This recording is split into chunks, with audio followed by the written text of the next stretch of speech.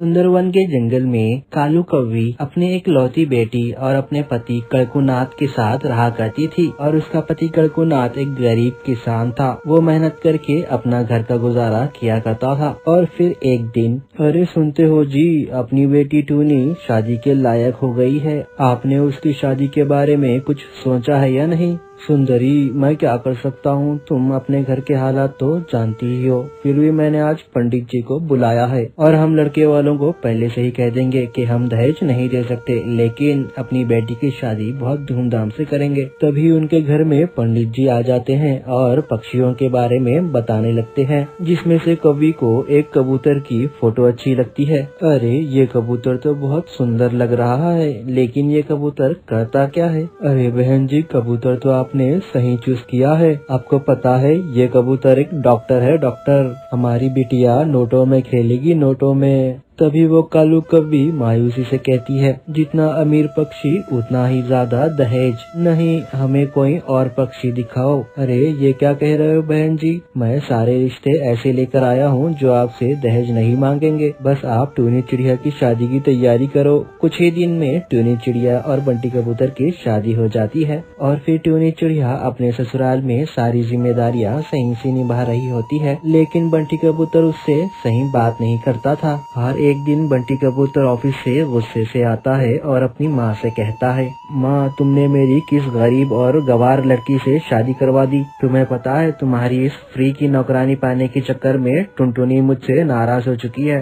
बेटा तू चिंता क्यों करता है, मैं सब ठीक कर दूंगी। तेरी शादी टुनटुनी से ही होगी। मैं तेरी और टुनटुनी की शादी करवा कर तुम दोनों को पक्षीवन जंगल भेज दूंगी और टूनी चिड़िया को कह दूंगी कि तुम्हें काम के सिलसिले में उधर जाना पड़ा है, और फिर मैं इस चिड़िया को अपनी नौकरानी बनाकर रख लूंगी, अपनी सेवा करवाऊंगी। तभी ये सब बातें टूनी चिड़िया सुन लेती है और कहती है, अरे ऊपर वाले, ये सब मेरे साथ क्या हो रहा है? माँ जी और बंटी ने मुझसे झूठ कहा, मुझे यहाँ पर एक नौकरानी बनाकर लाए हैं। इससे अच्छा तो मैं जान दे दूं, मेरा जीने का कोई फायदा नहीं है। और फिर टूनी चिड़िया नदी में कूद के अपनी जान दे देती है और टूनी की मौत से बंटी और इसकी माँ बहुत ज्यादा खुश हो जाते हैं। अच्छा है माँ, वो परेशानी में खुद से ही अपनी जान ले ली, मुझे तो उससे छुटकारा मिल गया। अब मैं टुनटुनी से शादी करूंगा। ऐसे ही कुछ दिन गुजर जाते हैं। बंटी बारात लेकर टुनटुनी के घर पहुंच जाता है, जिसके बाद उन दोनों की शादी हो जाती है। शादी के बाद बंटी टुनटुनी को डोली में बिठाकर अपने साथ लेकर आने लगता है, लेकिन तभी रास्ते में टूनी भूतिया चिड़िया की आत्मा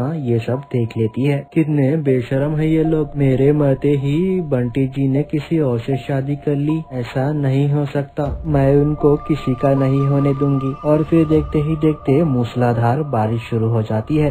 फिक्र मत करो टुनटुनी, मैं तुम्हें सही सलामत घर ले जाऊंगा। तभी भूतिया टूनी चिड़िया की आत्मा टुनटुनी को मार देती है और इसकी जगह डोली में बैठ जाती है। बंटी बड़े ही मुश्किलों से डोली को घर ले आता है, और जैसे ही डोली से टुनटुनी की जगह भूतिया टूनी चिड़िया की आत्मा निकलती है, उसे देखकर बंटी कबूतर डर जाता है। भूतिया चिड़िया की आत्मा, मेरी टुनटुनी कहाँ है? तू कौन है? तू यहाँ क्या कर रही है? बता। मैं टूनी हूँ, जो इससे तुम शादी करके अपने घर नौकरानी बनाकर लाए थे। तुमने मेरे साथ अच्छा नहीं किया, जिसकी सजा मैं तुम्हें जरूर दूंगी। माफ कर दो मुझे, माफ कर दो, मुझसे बहुत बड़ी गलती हो गई। अच्छा, ऐसे कैसे माफ कर दूं? जब तक मैं तुझे नहीं मारूंगी मेरी आत्मा को शांति नहीं मिलेगी। इतना कहने के बाद वो भूतिया चिड़िया बंटी को मार देती है और साथ ही साथ उसकी माँ को भी मार देती है, जिसके बाद भूतिया टूनी चिड़िया की आत्मा को शांति मिल जाती है और वो वहाँ से हमेशा हमेशा के लिए चली जाती है।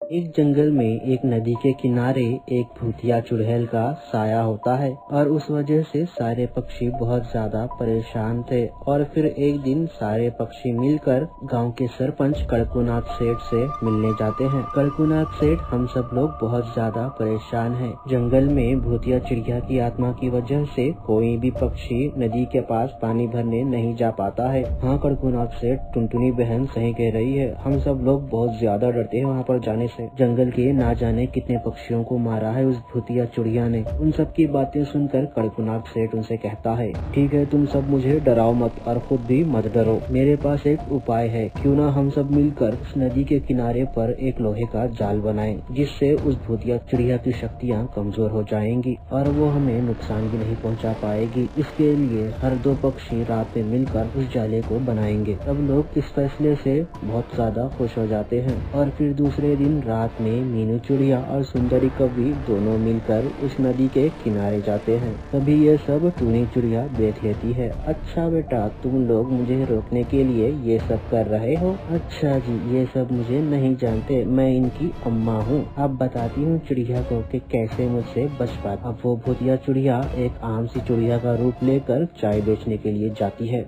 चाय, गर्मा गर्म चाय, अदरक और पुदीने वाली चाय। उसकी आवाज सुनकर वो दोनों चिड़िया उसके पास आ जाते हैं। अरे चिड़िया बहन, 2 कप चाय तो देना। वैसे तुम इस जंगल में नई आई हो क्या? हाँ बहन, मैं एक गरीब चिड़िया हूँ, चाय बेचकर ही मैं अपने बच्चों का पेट भरती हूँ। जैसे ही वो दोनों चिड़िया चाय पीती है, उन्हें चक्कर आने लगता है और दोनों वहीं पर गिरकर मर जाती है। और फिर वो भूतिया चिड़िया अपने असली रूप में आ जाती है।